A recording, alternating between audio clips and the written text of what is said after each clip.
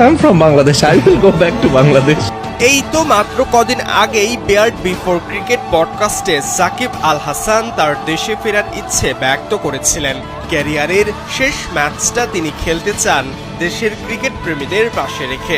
তখনও মনে হচ্ছিল তার এমন ইচ্ছে অপূর্ণই রয়ে যাবে, তবে নামটা সাকিব আল হাসান বলেই কোনো কিছুই প্রেডিক্ট করা উচিত নয়।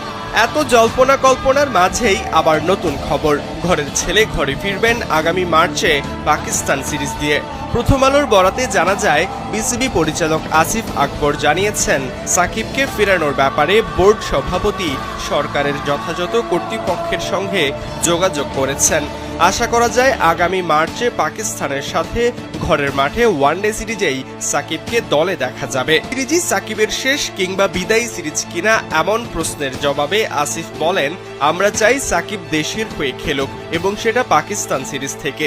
তার আসার সুযোগটা আগে তৈরি হোক, এরপর সে খেলা চালিয়ে যাবে কিনা সেটা তার সিদ্ধান্ত।